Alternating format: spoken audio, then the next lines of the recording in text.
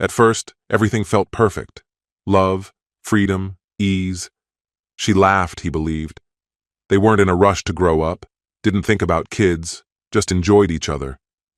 He thought he knew her by heart, every spark in her eyes, every nervous twitch. But one trip, one week, one stranger's hand on her shoulder, and it all came crashing down. Not instantly. First came the subtle tension, the sparse messages, the fake smiles.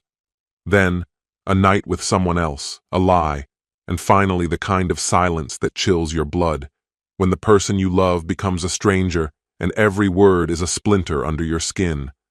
But in that chaos, there's also freedom. Sometimes, to truly start living, you have to walk through the ashes. Hello, my friend. I'm so glad you stopped by my channel. If you're here for the first time, don't forget to subscribe and share this video with your friends or family. It really helps my channel a lot. Please tell me in which city or country you watch this video. I value every one of your comments. So let's get started. By the time Melissa and I stepped into our third year as husband and wife, everything felt like second nature. We hadn't felt any pressure to jump into the parenting pool, and frankly, we loved the freedom that came with it. Spontaneous road trips, back-to-back late-night movies, the thrill of acting on a whim. It suited us perfectly. Melissa had this spark, this electricity that seemed to charge any space she walked into. She was sharp, playful, and just unpredictable enough to keep life interesting. But lying? That was never her strong suit. The truth always had a way of showing up in her eyes. I noticed it early on, back when we were still finding our rhythm.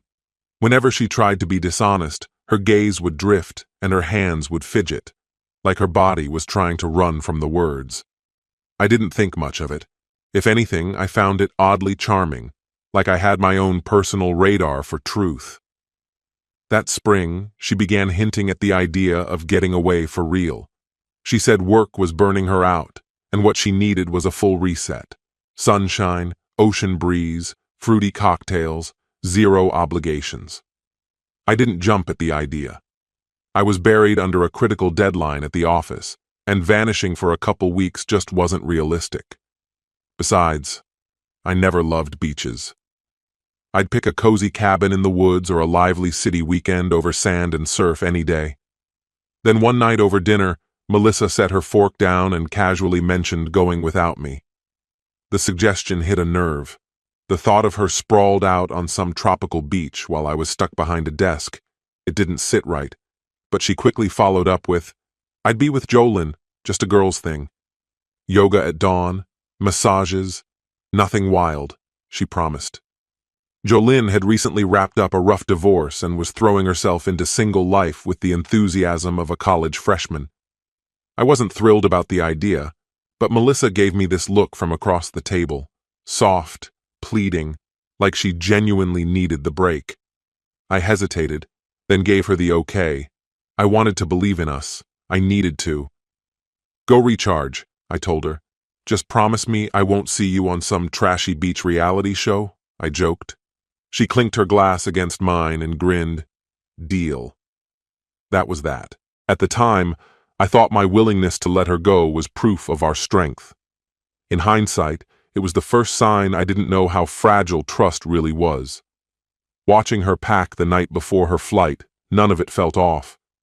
I even helped finalize her travel plans and slipped a little extra cash into her purse.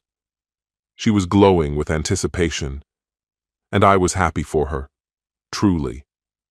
We were solid, or so I believed. I had no reason to question anything. I didn't realize then that I just opened the door to the worst decision of my life. Melissa left on a Wednesday morning. I drove her to the airport, kissed her goodbye, and told her to enjoy every second. The first few days were exactly what you'd expect. Beach selfies, silly clips of Jolyn falling into waves, snapshots of paradise. She'd send me messages late at night. "Miss you. Wish you were here." And I missed her more than I expected. The house felt too quiet without her laugh echoing through the rooms. But by day 5, her texts slowed to a trickle. No more evening calls, no sunny updates. I told myself she was just caught up in the moment, Or maybe the signal was bad. Still, a strange tension settled in my chest. That night, around midnight, I texted her a simple, "Good night, babe." It stayed marked as read for hours before she finally replied. Exhausted. Love you. It wasn't like her. Melissa always added a heart, a nickname, a private joke. This one felt robotic. The next morning, I tried texting again. Nothing. Called her around noon, straight to voicemail. I told myself not to spiral. Maybe they were out on a boat. Maybe Wi-Fi was spotty. Jolyn was always dragging her along on some unpredictable adventure. But that night, lying alone, the silence around me thickened. Something didn't feel right. When she finally reached out 2 days later, it was a blurry photo of a market and a vague message. Busy day. We'll catch up soon. No miss you, no love you. I stared at that message for a long time, and for the first time, doubt sank its teeth in deep. That should have been the moment I listened to my gut. But I didn't. I kept telling myself to wait. She'd be home soon. I'd get answers then. Maybe I was overthinking, or maybe everything I knew was about to come undone. Melissa flew back in late Sunday afternoon. I waited at the airport by baggage claim, a mess of nerves and anticipation. She looked incredible, sun-kissed, glowing, maybe too glowing. She ran into my arms like everything was normal. "I missed you so much," she whispered, holding me like it meant something. I held her, but something was off. It felt like hugging someone who wore her scent but didn't carry her warmth. On the drive home, she talked non-stop about the food, the parties, the sunsets. It was all Jolyn this, Jolyn that. Her words felt rehearsed, like a script she'd memorized. When we got home, she dropped her suitcase in the living room and let out a sigh. "I need a long shower," she said, already climbing the stairs. I lingered by the suitcase, hands deep in my pockets. "Hey," I said, half laughing. "You didn't forget to bring me back something, did you?" She laughed too quickly. "Of course not. Just give me a second." Melissa knelt by her half-packed suitcase, fingers rummaging through a disorderly stack of clothes. As she shifted a few items aside, something unusual caught my eye, a brief flash of vivid color. It was lace, expensive, fine, and unmistakably not her style, not even close. I didn't say anything. I just watched her quietly. Then she paused, just for a heartbeat, but I noticed. Her hand hovered, hesitant, over a small black pouch tucked between a pair of jeans and a floral sundress. She picked it up gingerly, like it might burn her, and held it out toward me. "Got you some rum from the island," she said with a smile that faltered at the edges. "Locals swear it's the good stuff." I accepted the pouch and peeked inside. Nestled in a cheap souvenir t-shirt was a bottle, its label worn and sun-bleached, a cartoon dolphin grinning up at me. "Thanks," I said, setting it down. She let out a laugh, too sharp, too forced, then pushed the suitcase aside and slipped into the bathroom. I was left standing there, rum in one hand, that ridiculous shirt in the other, suddenly wondering, truly wondering, what exactly had gone on during the week she'd fallen off the map. In the days that followed, I tried to swallow the doubt, to pretend it was nothing. Melissa acted normal, maybe too normal. She cooked dinner like always, laughed at my same tired jokes, even suggested movie night like we used to. But the harder she leaned into routine, the more every little detail screamed at me. Her phone never left her side. The lock screen had changed. New code. Messages would light up the screen late into the night. She'd glance, then flip it face down like a reflex. One evening, while she was in the shower, her phone vibrated on the bathroom counter. I looked. A name flashed across the screen. Ben. There was a small photo beside it. Tanned, smug, shirtless. The kind of guy who looked like he thought the world owed him something. I didn't know a Ben. When Melissa emerged, wrapped in a towel, I kept my tone light. "Who's Ben?" I asked. Her posture shifted, just slightly, but I caught it. Then came a casual laugh. "Oh, some guy Jolynn and I met on the island. He ran snorkeling tours. Totally harmless." I nodded, didn't press. "Right," I said. "Harmless guys don't text you past midnight." Her expression tensed.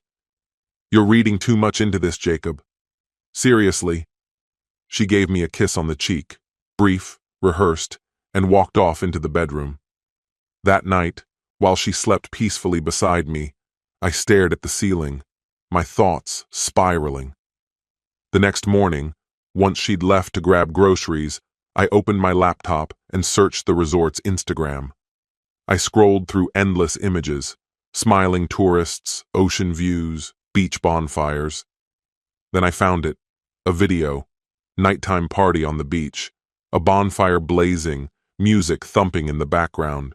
And there she was, Melissa, laughing, swaying, drink in hand, and right next to her, Ben. His arm wrapped casually around her shoulders, like it belonged there.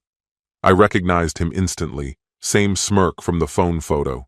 No work gear, no snorkel, just bare chest and a look in his eyes like he'd already had her. Their faces close, too close, like they were one beat away from a kiss. I leaned back in my chair, my whole body going numb. This wasn't a getaway. She'd stepped into another life the second she landed on that island. And now she was back here, looking me in the eye and pretending it hadn't happened. That evening, after dinner, I couldn't hold it in anymore. She was curled up on the couch, scrolling through her phone, acting like everything was fine. I placed my beer down on the table, firmly. "We need to talk." She looked up, unfazed. "About what?" "Ben," I said, voice flat. Her smile faltered. "Told you he's nobody." I didn't let her continue. "I saw the videos, from the resort's page. You were hanging off him like some teenage fangirl." Her hands froze mid-scroll, the color draining from her face. "It was just dancing," she said, voice tight and defensive. "Dancing?" I leaned forward. "You were 2 seconds away from kissing him." Silence. I waited, gave her a chance to tell the truth, to own it. But she just shook her head, stubborn. "You're being paranoid, Jacob. You're making this into something it's not." And there it was. The lie. She wouldn't even look at me. Her fingers twitched at the hem of her shirt, an old, nervous habit. "You slept with him," I said. Not a question, a statement. Her lips parted, then closed again. "No," she murmured. But her face said everything, and in that moment, something inside me snapped. She wasn't sorry, not for the cheating, just for getting caught. I stood up. "Start packing." She blinked, like I'd spoken in a language she didn't understand. "Jacob, wait." "Now, Melissa." Her voice cracked. She started crying, soft, broken, but I didn't move. I wasn't letting her rewrite the story. 15 minutes later, she was stuffing clothes into her suitcase, wiping her face with trembling hands. She paused in the doorway, luggage in tow, mascara streaked down her cheeks. "It didn't mean anything," she whispered. "I swear." I didn't say a thing. Just closed the door behind her, turned the lock, and stood still. Once Melissa was gone, the house felt abandoned, like even the echoes had followed her out. I hovered near the entryway for a while, then eventually flicked off the porch light and trudged to bed. The days after that felt like a blur of exhaustion and quiet torment. I kept everything bottled up, buried myself in routines, work, sleep, repeat, anything to keep my thoughts from wandering too far into the pain. Then one afternoon, Jolynn called. "Jacob," she said, voice tight, cautious. "I think you should know. Melissa's not doing too great." I kept my tone flat. "Actions come with a price." There was a pause. Then she added, "She went to a clinic. Jolynn said Melissa hadn't been feeling right. They did some tests." I waited, silent. Then Jolynn just said it, rushed, like ripping off a bandage. She tested positive for an STD. She figured you should get tested too. That was the last punch, the final shard of glass in an already shattered picture. Even after everything she'd ruined, Melissa had left behind one last wound. I thanked Jolynn, ended the call, and sat there in a heavy silence. I wasn't furious in that moment. The anger was too weighty to flare. It just sat there, thick and suffocating. The next morning, I went and got tested. Fortunately, everything came back clean. 2 weeks later, I filed for divorce. No drawn-out battles, no yelling over who got what. She didn't contest a single term. A mutual friend later mentioned that Melissa had ended up in a tiny studio apartment across town. Said she looked rough, thinner, paler, a little haunted. That same friend said Melissa had started minimizing it all, telling people it was just a stupid, meaningless fling during a trip. But sometimes, the little mistakes are the ones that cost you everything. You think when someone sets fire to your life, the smoke will choke you for years. But once the ashes settle, there's space to rebuild. Half a year after she walked out, the house finally felt like it was mine. I painted the walls, replaced the bed we used to share with something that had no memories attached. Fresh sheets, fresh start. I even took an actual vacation, not the kind you use to escape the wreckage, but the kind you take when you're ready to breathe again. I skipped the beaches, went up into the mountains instead. Clear skies, cold air, silence that didn't feel empty. I hiked all day and slept in places with no cell signal. Somewhere on a ridge, staring into a vast open valley, I realized the rage had melted away. I wasn't angry anymore. I was unburdened. Melissa reached out once, sent a long, meandering email filled with apologies and longing. I didn't reply. Didn't even read beyond the opening line. Just hit delete and kept moving. Not long after, I showed up to a barbecue at a friend's place.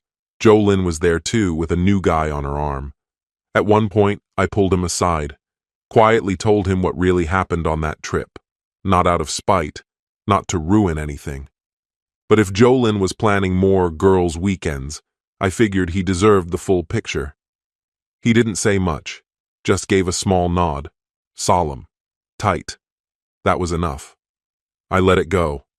No need for revenge speeches or bitter closure. Just me, living the life Melissa threw away, and living it with peace. Sometimes I think about how close I came to spending forever chained to someone who didn't value it. Strangely enough, I'm grateful. She gave me clarity. She showed me exactly who she was, before there were children, shared mortgages, and milestone anniversaries tying us together. It was better to bury the marriage than bury myself in a constant effort to resuscitate something that was already gone. These days, I sleep better, knowing that the next time I give my heart away, it'll be to someone who knows how to look me in the eye when it truly counts.